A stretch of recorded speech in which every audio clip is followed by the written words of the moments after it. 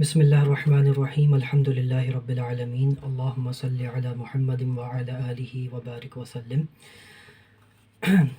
پچھلے ہم نے درس میں الحدیث التاسع عشر 19ویں حدیث جو ہے وہ پڑھی تھی، اس پہ ہم نے اس کا ترجمہ اور مین باتیں تو عرض کر دی تھیں، لیکن اس پہ میں نے کہا تھا کہ انشاءاللہ تھوڑی سی تفصیلی بات دوبارہ سے کریں گے، تو اس کو تھوڑا سا دہرا لیتے ہیں، اس کے بعد پھر آگے چلتے ہیں انشاءاللہ۔ تو اس پہ پچھلی کلاس میں بھی بات ہو چکی ہے، ایک بار ہم بس سریعاً جو ہے اس کا مراجعہ کریں گے انشاءاللہ۔ عن ابی العباس عبداللہ ابن عباس رضی اللہ عنہما، عبداللہ ابن عباس رضی اللہ تعالیٰ عنہما فرماتے ہیں کہ کنت خلف رسول اللہ صلی اللہ علیہ وسلم فقال، کہ میں خلف رسول اللہ صلی اللہ علیہ وسلم، نبی کریم صلی اللہ علیہ وسلم کے پیچھے جو تھا موجود تھا۔ فقال، تو اللہ کے رسول صلی اللہ علیہ وسلم نے مجھ سے جو ہے وہ فرمایا کہ یا غلام۔ اچھا، غلام کا میں نے پچھلے درس میں بھی بتایا تھا کہ عربی میں غلام کا مطلب وہ نہیں ہوتا جو اردو میں ہم غلام کا مطلب لیتے ہیں یعنی سلیو، بلکہ عربی میں غلام کا مطلب ہے بچہ، ٹھیک ہے، مطلب بچہ، نوجوان، بیٹے کو کہتے ہیں۔ تو یا غلام، اے بیٹے، انی اعلمک کلمات، انی اعلمک کلمات، کہ میں تمہیں کچھ کلمات سکھانے جا رہا ہوں، اور وہ کیا ہیں کہ احفظ اللہ یحفظک، کہ اللہ کی حفاظت کرو، اللہ تمہاری حفاظت کرے گا۔ اس پہ ہم نے تھوڑی سی تفصیلی بات کی تھی کہ اللہ کی حفاظت سے کیا مراد ہے، کہ اللہ کی حدود کی حفاظت کی جائیں، تو جب اللہ تعالیٰ کی حدود کی، اللہ تعالیٰ کی حلال و حرام کی ان چیزوں کی بات کی پابندی کی جاتی ہے، تو اللہ تعالیٰ انسان کو جو ہے ہمیشہ ہر بری چیز سے، ہر آزمائشوں سے اور عذاب سے اور تکالیف سے جو ہے وہ محفوظ کرتا ہے۔ اس کا یہ مطلب نہیں ہے کہ آزمائشیں نہیں آتی، بلکہ نیک لوگوں کے اوپر تو آزمائشیں زیادہ آتی ہیں، کیونکہ حدیث میں آتا ہے نا کہ ای الناس اشد بلاء، ای الناس اشد بلاء، کہ کون سے لوگ جو ہیں سب سے زیادہ ان کے اوپر جو ہے وہ آزمائشیں آتی ہیں۔ تو نبی کریم صلی اللہ علیہ وسلم نے فرمایا تھا الانبیاء ثم الامثل فالامثل، کہ سب سے زیادہ جو آزمائشیں ہیں وہ انبیاء کے اوپر آتی ہیں، ثم الامثل فالامثل، اس کے بعد جو جتنا نبی کے راستے سے قریب ہوتا ہے، جس کی زندگی جتنے نبی کی زندگی سے قریب ہوتی ہے، اس کی زندگی کے اس کے اوپر جو ہے وہ آزمائشیں آتی ہیں۔ اب یہاں پر ایک سوال اٹھنا چاہیے کہ آزمائشوں میں اور اللہ کی پکڑ کے اندر کیا فرق ہوتا ہے، آزمائشوں کے اندر اور اللہ کے عذاب کے اندر کیا فرق ہوتا ہے۔ مشکلات پریشانیاں نیک لوگوں پہ بھی آتی ہیں، جو برے مطلب فاسقین ہوتے ہیں ان کے اوپر بھی آتے ہیں، تو فرق کیا ہوتا ہے، کیسے پتہ چلتا ہے؟ تو اس کا جواب یہ ہے کہ جو آزمائشیں ہوتی ہیں اللہ کی طرف سے جو نیک لوگوں کے اوپر آتی ہیں، تو جب نیک لوگوں کے اوپر آزمائشیں آتی ہیں تو وہ ان آزمائشوں کی وجہ سے اللہ کے مزید قریب ہوتے ہیں، یعنی اللہ کی مزید قربت جو ہے ان کو حاصل ہوتی ہے ان آزمائشوں کی وجہ سے۔ جبکہ جو برے لوگ ہوتے ہیں، فاسقین ہوتے ہیں، تو ان کے اوپر کوئی آزمائش بھی آتی ہے اگر، تو ان کے اوپر کوئی جو نہیں رینگتی، یعنی وہ رجوع الی اللہ ان کے اندر پیدا نہیں ہوتا، اللہ کی طرف رجوع ان کے اندر پیدا نہیں ہوتا، وہ اپنی ہی اسباب کی دوڑ کے اندر لگے رہتے ہیں۔ کہ اگر آپ کے اوپر مثال دے رہا ہوں کہ اگر کوئی بیماری آ جائے، کسی کے اوپر کوئی بہت بڑی بیماری آ گئی، تو اگر نیک انسان ہوگا تو اس کی آزمائش کا پتہ کیسے پتہ چلے گا؟ کہ سب سے پہلے وہ اللہ سے رجوع کرے گا، یعنی اس کی جو تکلیف ہے وہ اس کو اللہ کے ذکر سے غافل نہیں کرتی، اس کو اللہ کے ذکر سے دور نہیں کرتی، بلکہ مزید اللہ سے جو ہے وہ قریب کر دیتی ہے، وہ مزید اللہ کی طرف رجوع میں، مزید اللہ کی طرف انابت میں بڑھ جاتا ہے۔ لیکن ایک فاسق شخص کے اوپر جب کوئی بیماری آتی ہے تو وہ اپنے اسباب ہی میں پڑا رہتا ہے، دوائیوں کے چکر میں، ڈاکٹروں کے چکر میں،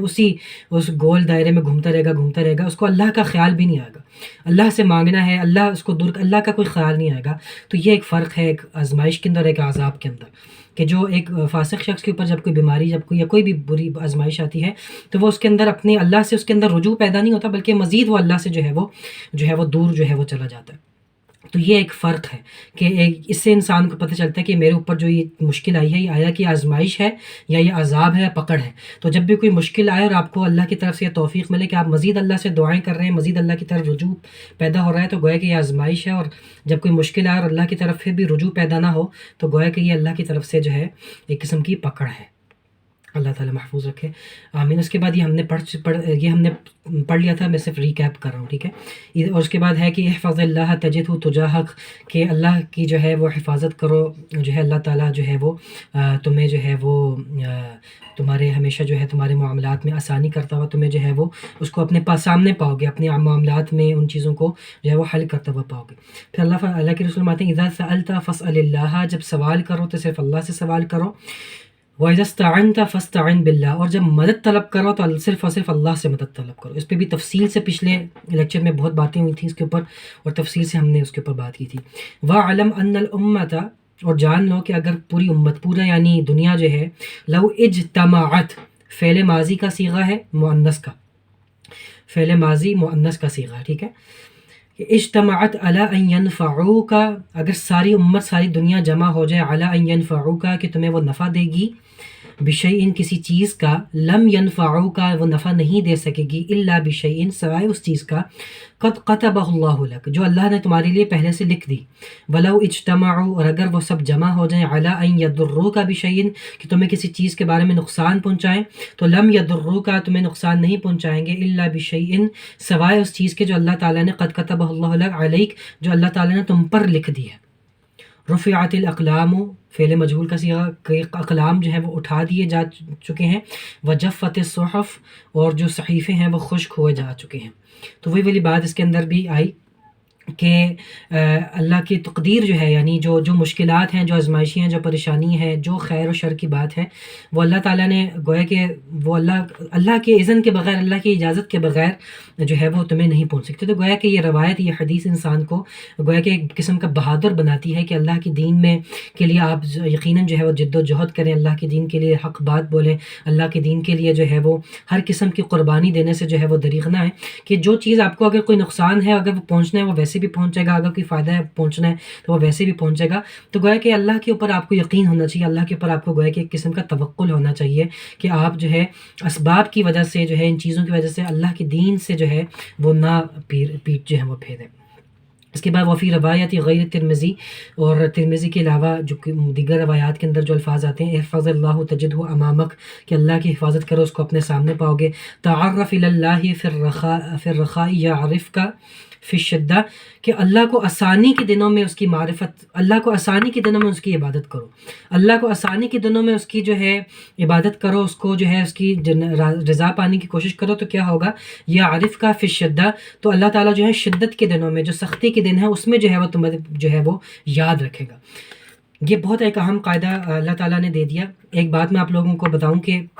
یاد رکھیے گا کہ انسان جیسی زندگی اپنی جوانی میں گزار رہا ہے، ویسی زندگی گزارنے کی اس کو بڑھاپے میں توفیق ملتی ہے. انسان جیسے اپنے فراغت کے دنوں میں زندگی گزار رہا ہے، ویسے ہی اس کو مصروفیت کے دنوں میں زندگی گزارنے کی توفیق ملے گی. انسان جیسے اپنی صحت کی اوقات میں زندگی گزار رہا ہے، ویسے اس کو بیماری میں گزارنے کی توفیق ملے گی. اگر آپ یہ سمجھتے ہیں کہ میں ابھی تو میری جوانی ہے، یا ابھی تو میں بڑا صحت مند ہوں، یا ابھی تو میرے پاس بڑا وقت ہے، اور میں اس وقت کو بھی ضائع کرتا ہوں، اور میں اس اپنی صحت کو بھی ضائع کرتا ہوں، میں اس اپنی جوانی کو بھی ضائع کرتا ہوں، اور آپ سمجھتے ہیں کہ بعد میں یار میں وقت نکال لوں گا، تو یہ انسان کی سب سے بڑی بھول ہے.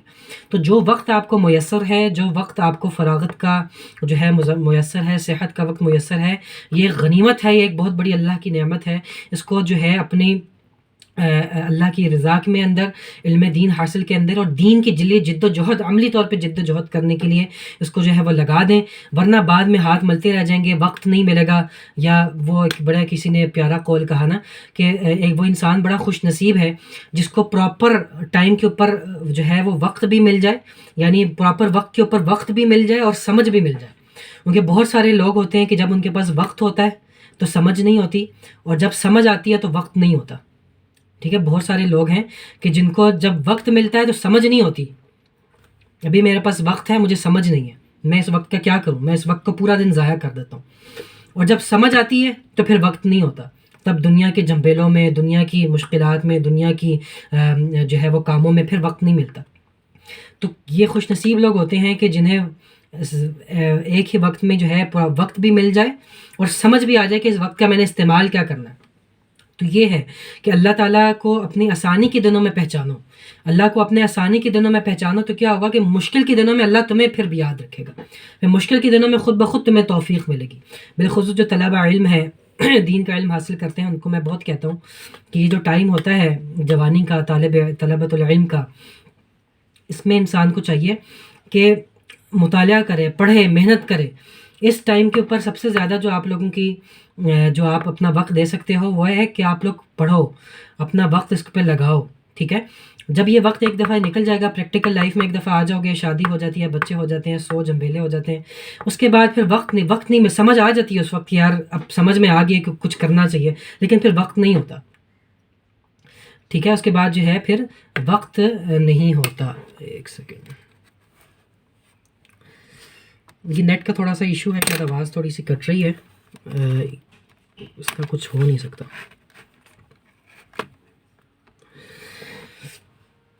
علی کل حال، تو بہرحال اس میں جو ہے انسان کو جب وقت ہوتی ہے تب سمجھ نہیں ہوتا. تو یہ دونوں چیزیں جو ہے جب انسان کو مل جائیں، اللہ تعالیٰ سے دعا کرنی چاہیے. تو پھر کیا ہوگا کہ انسان جو ہے اپنے جب آسانی کے دنوں میں اللہ سے جو ہے وہ رجوع کرتا ہے، تو پھر کیا ہوتا ہے کہ سختی کے دنوں میں، مشکل کے دنوں میں اللہ تعالیٰ انسان کے لیے آسانی کا معاملہ کرتا ہے. اور ایک اس میں اگلی بات میں وَاعْلَمْ أَنَّ مَا أَخْطَأَكَ لَمْ يَكُنْ لِيُصِيبَكَ، ایک بات جان لو کہ جو چیز تمہیں نہیں ملی وہ تمہیں نہیں ملنے والی تھی، اور جو چیز تمہیں مل گئی ہے وہ اس سے تمہیں کوئی ٹالنے والا نہیں تھا. آج ہماری کتنی خواہشیں ایسی ہوتی ہیں جو پوری نہیں ہوتی، اور ہم ان خواہشات کے پیچھے دوڑ رہے ہوتے ہیں کہ بھئی یہ نہیں ہوا، فلانی جاب نہیں ملی، فلانی جو ہے یہ نہیں معاملہ ہوا، فلانا یہ جو نہیں ہوا وہ نہیں ہونا تھا، اور جو ہو گیا وہ ہونا تھا. تو وہ کہ اللہ کی تقدیر کے اوپر قوی ایمان ہو، اللہ کی تقدیر کے اوپر قوی بھروسہ ہو کہ بھئی جو چیز ہمیں مل گئی، جو ہماری تقدیر میں تھی وہ چیز ہو گئی، جو نہیں ملی وہ ہم سے اللہ تعالیٰ نے ہمیں نہیں دینی تھی، وہ ہماری تقدیر میں وہ چیز نہیں تھی. تو یہ گویا کی چیز انسان کو جو ہے جب یہ رویہ، یہ ذہنیت انسان کی آ جاتی ہے تو وہ انسان کو بہادر بناتی ہے، انسان کو بے پرواہ بناتی ہے، انسان کو بے نیاز بناتی ہے، انسان کو دنیا داروں سے، دنیا والوں سے لاپرواہ کر دیتی ہے، انسان کو بادشاہ کر دیتی ہے. ٹھیک ہے، وہ بادشاہ کیا چیز کر دیتی ہے کہ جب انسان کو یہ بات پتہ ہو کہ بھئی جو چیز مجھے مل گئی یہ مجھے ملنی تھی، جو چیز نہیں ملی نہیں ملی، وہ نہیں ملنی تھی، وہ میری تقدیر میں نہیں اللہ نے لکھی. تو پھر انسان کو جو ہے قناعت آتی ہے، انسان کو صبر آتا ہے، انسان کو ٹھہراؤ آتا ہے، انسان کو جو ہے ذرا اطمینان قلب جو ہے وہ حاصل ہوتا ہے. اس کے بعد فرماتے ہیں اللہ کے رسول صلی اللہ علیہ وسلم وَاعْلَمْ أَنَّ النَّصْرَ مَعَ الصَّبْرِ، کہ نصرت جو ہے وہ صبر کے ساتھ ہے. یہ نہیں ہوتا کہ تم جہاد کر رہے ہو اور تم اللہ کے راستے میں کوشش کر رہے ہو اور ادھر سے جو ہے وہ ٹریگر دباؤ گے، ادھر سے جو ہے وہ چٹکی دباؤ گے اور ادھر سے جو ہے وہ مال غنیمت کے جو ہے وہ منہ کھل جائیں گے. نہیں، نصرت جو ہوتی ہے وہ صبر سے آتی ہے، صبر سے، استقامت سے، مستقل مزاجی سے. اور یہ یہاں پہ یہ بات بھی سمجھ لیں، اپنے ہر چیز میں اس کو اپلائی کر لیں کہ جو نصرت آتی ہے، جو کسی بھی چیز پہ، کسی بھی منصب تک آپ نے پہنچنا ہے، کوئی بھی کامیابی حاصل کرنی ہے، تو اس کے اندر ایک وقت لگتا ہے، اس کے اندر ایک جد و جہد لگتی ہے، اس کے اندر کوئی بھی چیز ایسے نہیں ہوتی کہ ابھی آپ نے کلک کیا اور سب کچھ آپ کو حاصل ہو گیا. کوئی بھی چیز، کسی بھی منصب، کسی بھی رتبے تک پہنچنا ہے تو ایک اس کے اندر وقت لگتا ہے. ٹھیک ہے، ماشاء اللہ آپ لوگ اگر عربی سیکھ رہے ہیں، مثال دے رہا ہوں، یا کوئی بھی اور چیز سیکھ رہے ہیں، تو ایسا نہیں ہوگا کہ ادھر ایک بٹن دبایا اور آپ لوگوں کو عربی آ گئی، ادھر ایک کلک ہوا اور جو ہے وہ فتح ہوگی، سب چیزیں، امریکہ فتح ہو گیا. ایسا نہیں ہوتا، وقت لگتا ہے. نصرت جو ہے وہ صبر کے ساتھ ہوتی ہے، اور اس کے لیے استقامت، مستقل مزاجی، ٹھہراؤ، برداشت، ایک راستے کے اوپر مداومت کے ساتھ، موازمت کے ساتھ، کنٹینیوٹی کے ساتھ، استمرار کے ساتھ جو ہے وہ چلنا ہوتا ہے. وَأَنَّ الْفَرْجَ مَعَ الْقَرْبِ، مصیبت کا ٹلنا جو ہے، کشادگی، راحت جو ہے وہ پریشانی کے بعد آتی ہے. ایسا نہیں ہوتا کہ زندگی میں ہمیشہ جو ہے وہ خوشی ہی ہے اور ہمیشہ جو ہے وہ وسعت ہی ہے اور ہمیشہ آسانی ہے. مشکلات کے ساتھ پریشانیاں، جو آسانیاں ہیں وہ پریشانیوں کے ساتھ آتی ہیں. وَأَنَّ مَعَ الْعُسْرِ يُسْرًا، اور مشکل جو ہے، اور ہر مشکل کے ساتھ جو ہے وہ آسانی ہے. قرآن میں بھی اللہ نے کہا نا 2 بار اِنَّ مَعَ الْعُسْرِ يُسْرًا فَإِنَّ مَعَ الْعُسْرِ يُسْرًا، کہ بے شک کہ مشکل کے ساتھ آسانی ہے، بے شک کہ مشکل کے ساتھ آسانی ہے. یعنی مشکل جب آتی ہے تو اس کے بعد پھر آسانی بھی آتی ہے. تو اللہ کے رسول نے بھی اس بات کو دہرایا کہ جان لو کہ مشکل کے بعد جو ہے وہ آسانی ہے. تو گویا کہ یہ حدیث ایک ایسی حدیث ہے جو کہ انسان کو بہادر کرتی ہے، انسان کو قوی کرتی ہے، انسان کو اللہ کی تقدیر کے اوپر ایمان، انسان کے اندر توکل، انسان کے اندر قناعت، انسان کے اندر صبر جیسی خوبصورت صفات اور خوبصورت اوصاف حمیدہ جو ہے پیش کرتی ہے. اللہ تعالیٰ عمل کی توفیق عطا کرے. اگلی حدیث ہے، یہ حدیث پچھلے اس میں گزر چکی تھی، اس کو ہم نے صرف اس پہ تھوڑی چیزیں بھی دہرائی ہیں. اس کو الحدیث العشرون، 20ویں حدیث ہے. عن ابی مسعود عقبہ ابن عمر الانصاری البدری رضی اللہ عنہ، ابو مسعود عقبہ بن عمر الانصاری البدری کہتے ہیں کہ قال رسول اللہ صلی اللہ علیہ وسلم، کہ اللہ کے رسول صلی اللہ علیہ وسلم نے ارشاد فرمایا کہ ان مما ادرک الناس من کلام النبوۃ الاولی، کہ بے شک کہ لوگوں نے، یعنی ابھی جو لوگ ہیں ان لوگوں نے جس چیز کو پایا ہے، اور وہ کون سی چیز کو پایا ہے؟ من کلام النبوۃ الاولی، یعنی اس بات کو پایا ہے جو پچھلی نبوتوں میں بھی تھی. یعنی آپ لوگوں نے ایک ایسی بات کو جانا جو پچھلی نبیوں نے بھی جس کی تبلیغ کی تھی، یعنی جو تمام پچھلی نبوتوں میں بھی یہ بات پہلے بھی کہ جو انبیاء آئے تھے انہوں نے بھی اس بات کا پرچار کیا تھا، اور وہ بات اس امت کو بھی دی جا رہی ہے۔ وہ کون سی بات ہے کہ اذا لم تستحی فاصنع ما شئت، کہ اگر تمہارے اندر حیا نہیں ہے تو پھر جو مرضی چاہے کرو۔ یہ الفاظ، یہ کلمات، یہ بات، یہ میسج پہلے بھی جتنے انبیاء گزرے ہیں انہوں نے بھی اپنی امت کو پہنچائی تھی، اور اللہ کے رسول مانے کہ تم لوگوں کو بھی، امت مسلمہ تمہیں بھی یہ بات میں بتا رہا ہوں، تو گویا کہ تم نے یہ وہ والی بات کو پا لیا، وہ والی بات کو جان لیا جو پچھلے تمام انبیاء نے اپنی امتوں کو اس بات کا پرچار کیا تھا کہ اگر تمہارے اندر حیا نہیں ہے، اذا لم تستحی فاصنع ما شئت، کہ اگر تمہارے اندر حیا نہیں ہے، تمہارے اندر شرم نہیں ہے، تو جو چاہے پھر کرو۔ جو چاہے کرو کا مطلب یہ نہیں کہ اب جو چاہے تمہارا دل کرو، مطلب پھر تمہارے اندر حیا نہیں ہے تو اس کا مطلب ہے تم کچھ بھی، کسی بھی برائی کے اوپر جو ہے تم چل سکتے ہو، کسی بھی برائی کا ارتکاب جو ہے وہ تمہارے لیے کوئی جو ہے وہ مطلب ایسی کوئی بڑی بات نہیں رکھتا، ٹھیک ہے۔ تو گویا کہ اس حدیث کے اندر حیا کے اوپر اللہ کے رسول صلی اللہ علیہ وسلم نے جو ہے وہ زور دیا کہ حیا ایک ایسی چیز ہے، شرم حیا انسان کو، جو ایک انسان کے اندر ایک ٹھہراؤ ہوتی ہے، جو انسان کے اندر جھجک ہوتی ہے، وہ ایک ایسی چیز ہے کہ اگر ایسی دولت ہے انسان کے پاس کہ جو سب سے، میں سمجھتا ہوں کہ انسان کی جو اخلاق ہیں اس کے اندر سب سے جو ایک اعلیٰ اخلاق ہے وہ ہے کہ انسان کے اندر حیا ہو، اور اگر انسان کے اندر حیا نہیں ہے، شرم نہیں ہے، جھجک نہیں ہے کسی اور جھجک یہ وہ نہیں کہ حق کسی جھجک ہو، برائی سے جھجک نہیں ہے، یعنی برائی کرنے میں اگر آپ کے اندر جھجک نہیں آتی، آپ کو برائی کرنے کے اندر آپ کو ہیزیٹیٹ آپ محسوس نہیں کرتے اپنا کو، گویا کہ آپ کو حیا نہیں ہے، تو گویا کہ آپ جو ہے کوئی بھی برائی کا ارتکاب کر سکتے ہیں کتنی۔ اور یہ اگر دیکھا جائے کہ یہ وہ چیز ہے کہ شیطان نے سب سے پہلے جو ہے انسانیت کے اوپر اس حیا کے جانب سے حملہ کیا۔ قرآن میں آتا ہے نا، جب حضرت آدم حضرت حوا جنت میں تھے اور انہوں نے وہ پھل کھایا تو کیا ہوا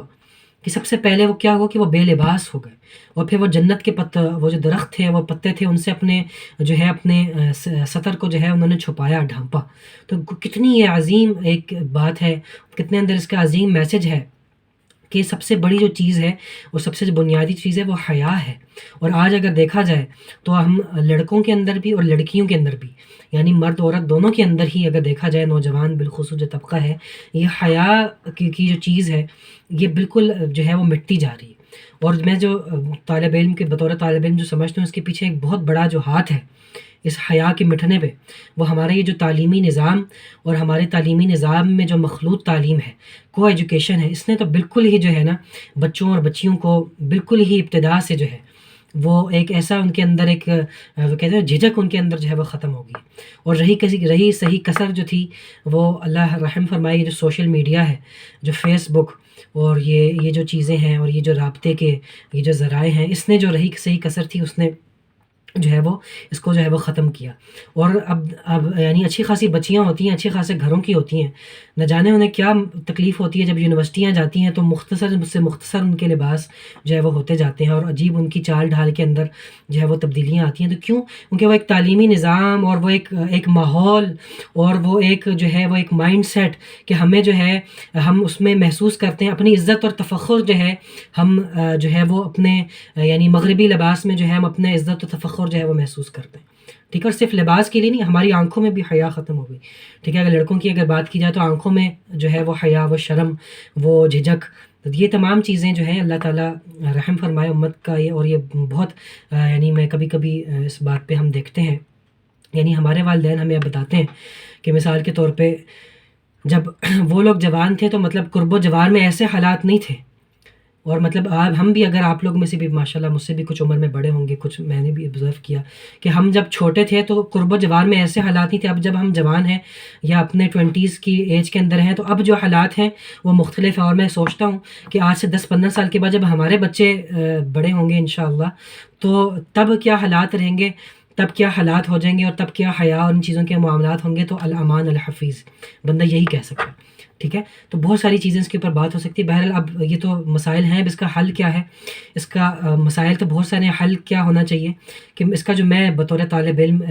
سمجھتا ہوں کہ حل اس کا یہ ہے کہ دلوں کے اندر اپنے تقویٰ پیدا کیا جائے، اور دلوں کے اندر تقویٰ کیسے پیدا کیا جائے؟ جیسے پچھلی کلاس کے اندر بات ہوئی تھی کہ ہمیں اپنے علم کو درست کرنے کی ضرورت ہے، ہمیں اپنے زندگی کے طرز کو درست کرنے کی ضرورت ہے. ہمارا جو علم ہے نا، جو ہماری پٹری ہے وہ غلط ہوگی. ہم فخر محسوس کرتے ہیں اور چیزوں کے اندر، جب کیونکہ ہمیں اپنے نبی کی سیرت جو ہے ہم نے پڑھی نہیں، اپنے نبی کا طریقہ ہم نے پڑھا نہیں، اپنے ازواج مطہرات کا ہم نے لائف سٹائل نہیں پڑھا. کس نے سیدہ فاطمہ کے، سیدہ عائشہ کے جو ہے وہ ان کی سیرت پڑھی ہو؟ تو جب ہم جن کو ہم نے پڑھا ہے پھر ہم انہی کو آئیڈیالائز کرتے ہیں. جن کو ہم نے پڑھا ہے، جن کو ہم نے دیکھا ہے، جن کو ہم ٹی وی کے اوپر دیکھتے ہیں، جن کے بارے میں ہم کتابوں میں پڑھتے ہیں، ہم اسی کو آئیڈیالائز کرتے ہیں. اگر ہم اپنی اسلامک پرسنالٹیز کو پڑھیں، اپنے بچوں کو پڑھائیں، قرآن کیا کہتا ہے؟ لقد کان لکم فی رسول اللہ اسوۃ حسنہ، کہ تمہارے لیے اللہ کے رسول کی زندگی میں بہترین نمونہ ہے. وہ بہترین نمونہ کدھر ہے؟ وہ ہم نے کبھی اس کو کھول کے پڑھا؟ وہ کیسے ہمارے لیے بہترین نمونہ ہے؟ وہ کیسے ہمارے شب و روز میں ہمارے لیے ایک آئیڈیل پرسنالٹی ہے؟ ہم زبان سے کہہ دینا تو کافی نہیں ہے نا. تو گویا کہ جب تک ہم ان کو پڑھیں گے نہیں، اپنے علم کو درست نہیں کریں گے، اپنی نالج کو درست نہیں کریں گے، تب تک ہم کیسے جو ہے اپنے اندر وہ صفات پیدا کریں گے؟ تو جن کو ہم پڑھیں گے، جن کو ہم دیکھیں گے، ہم انہی کو جو ہے وہ فالو کریں گے. ٹھیک ہے. بالخصوص نوجوان نسل اگر مثال کے طور پہ فٹ بالرس کو دیکھتی ہے، ایکٹرس کو دیکھتی ہے، ایکٹریسز کو دیکھتی ہے، انہی کو آئیڈیالائز کرتی ہے، انہی کو کاپی کرتی ہے. بھئی جسے آپ جو آپ کا علم ہوگا، جس کو آپ دیکھو گے، آپ اسی کو فالو کرو گے. تو اپنی نالج کو درست کرنے کی ضرورت ہے. میں اکثر یہ بات کہتا ہوں کہ جب آپ پڑھتے ہیں نبی کی زندگی کو کہ بھئی نبی کی زندگی کیوں ہے ہمارے لیے بہترین نمونہ،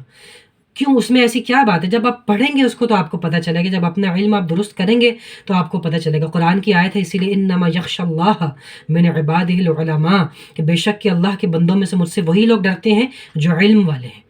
جو علم والے ہیں، جو علم والے ہیں. تو علم حاصل جو ہے جب آپ اس کا کریں گے، اللہ کے رسول کی زندگی کا، قرآن کا، ان چیزوں کا جب آپ علم حاصل کریں گے، اپنے آپ کو اس سے جوڑیں گے، تب جو ہے آپ کے اندر وہ تقویٰ اور وہ جو ہے وہ چیزیں جو ہے وہ پیدا ہوں گی. دوسری بات کہ ماحول کا بہت بڑا انسان کے اوپر اثر ہوتا ہے. آج ہم لوگ سمجھتے ہیں کہ جو ہے آپ جو مرضی، اکثر اچھے اچھے گھرانوں کی بچیاں، اچھے اچھے گھرانوں کے بچے، بہت اچھے اچھے یعنی ماشاء اللہ نیک گھرانوں کے بچے جب غلط ماحول کے اندر جاتے ہیں، جب غلط لوگوں کے ساتھ ان کا اٹھنا بیٹھنا ہوتا ہے، غلط دوستوں کے ساتھ ان کا اٹھنا بیٹھنا ہوتا ہے، تو ان کی ساری تربیت گھر کی جو ہے اور سارا وہ جو ہے اس کی کمپنی جو ہے اس کی وہ خراب کر دیتی ہے. وہ کہتے ہیں نا a person is known by the company he keeps، کہ انسان جو ہے اپنی کمپنی سے جو ہے وہ پہچانا جاتا ہے. تو ماحول کا بہرحال بہت اثر ہوتا ہے. آپ کیسے اس بات کا، لوگ کہتے ہیں کہ بھئی آپ بڑے نیک ہیں تو آپ جائیں نا غلط ماحول کے اندر. اصل بات تو یہ ہے کہ آپ غلط ماحول میں جا کر جو ہے وہ ٹھیک رہیں، اور اصل بات تو یہ ہے کہ آپ ایسی جگہوں پہ تعلیم حاصل کرنے جائیں پھر آپ ٹھیک رہیں. اصل بات تو یہ ہے کہ بچی آپ کی جو ہے وہ ایسے ماحول میں جائے اور پھر وہ اپنے آپ کو سیدھا رکھے. تو پھر جی بات تو پھر ہے نا، آپ جائیں گے نہیں تو پھر جو ہے وہ کیسے ہوگا؟ تو یہ بالکل غلط سوچ ہے، غلط نظریہ. حدیث شریف جو ہے، اگر ہم حدیث کی روشنی میں بات کریں تو اللہ کے رسول نے اس بات کا انکار کیا ہے.